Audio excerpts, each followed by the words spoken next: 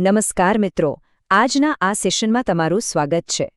આજે આપણે ધોરણ 10ના વિજ્ઞાન વિષયના પ્રકરણ 5 જૈવિક ક્રિયાઓના એક એવા ટોપિક પર વાત કરવાના છીએ જે ખરેખર ખૂબ જ કમાલનો છે, અને એ છે આપણું હૃદય, મનુષ્યના હૃદયની આંતરિક રચના. આપણું આ હૃદય રાત દિવસ એકધારું કામ કરતો એક અદ્ભુત જૈવિક પંપ છે. તો ચાલો ફટાફટ અને એકદમ અસરકારક રીતે આ કન્સેપ્ટને સમજી લઈએ. આ સુંદર અને સચોટ માહિતી માટે આપણે શ્રી સ્વામિનારાયણ હાઈસ્કૂલ બાલવાના વિજ્ઞાન શિક્ષક શ્રી શૈલેષભાઈ કે પટેલનો આભાર માનવો રહ્યો. વિજ્ઞાનના આવા જટિલ વિષયોને એકદમ સરળતાથી સમજાવવાની તેમની આ શૈક્ષણિક રૂપરેખાનો ઉપયોગ કરીને જ આજે આપણે હૃદયની આ કોમ્પ્લેક્સ ડિઝાઇનને ડીકોડ કરવાના છીએ. ઓકે, તો ચાલો સીધા આની અંદર જ ઉતરીએ. જરા કલ્પના કરો કે આપણે હૃદયની અંદર એક 3D ઝૂમ કરી રહ્યા છીએ. આ કોઈ માંસનો સામાન્ય લોચો નથી હો.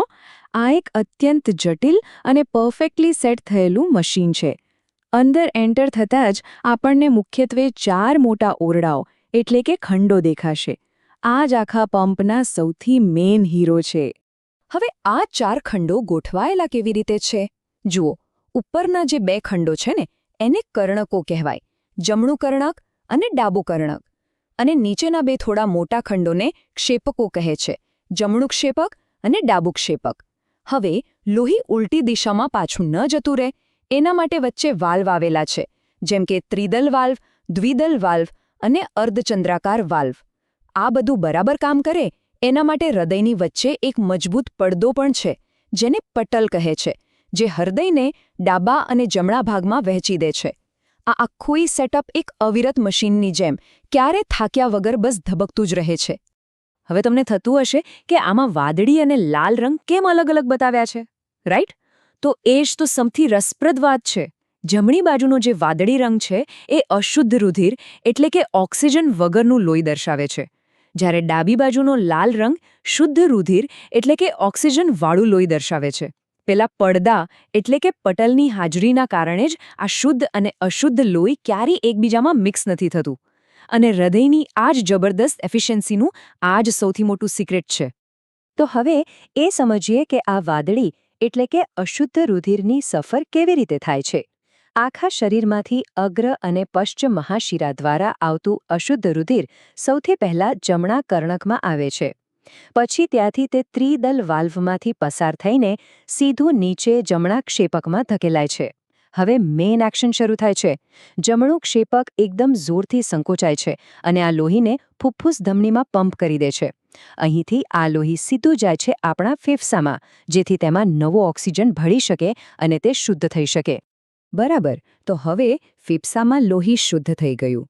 ત્યાં ઓક્સિજન ભળ્યા પછી હવે આ લાલ રંગનું એકદમ ફ્રેશ અને શુદ્ધ રુધિર ફુફ્ફુસ શિરાઓ દ્વારા હૃદયના ડાબા કર્ણકમાં એન્ટ્રી લે છે. ત્યાંથી તે દ્વિદલ વાલ્વ ખોલીને નીચે ડાબા ક્ષેપકમાં જાય છે. હવે તમને એક ઇન્ટરેસ્ટિંગ ફેક્ટ કહું. ડાબું ક્ષેપક એ હૃદયનો સૌથી મજબૂત સ્નાયુ ધરાવતો ભાગ છે. તે એટલી જબરદસ્ત તાકાતથી સંકોચાય છે કે આ શુદ્ધ લોહી સીધું જ ઉપર મહાધમનીમાં ફેંકાય છે, અને આ જ મહાધમની દ્વારા એ શુદ્ધ લોહી આપણા આખા શરીરના ખૂણે-ખૂણા સુધી, દરેક કોષ સુધી પહોંચાડવામાં આવે છે.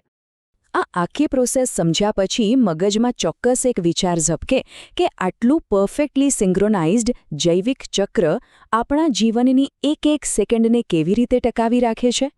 જરા વિચારો, આપણા જન્મથી લઈને અત્યાર સુધી આ પંપે એક પણ સેકન્ડના બ્રેક વગર કેટલી ચોકસાઈથી કામ કર્યું છે. Literally unbelievable. આ જ છે માનવ શરીરના જીવ વિજ્ઞાનની અદ્ભુત કરામત.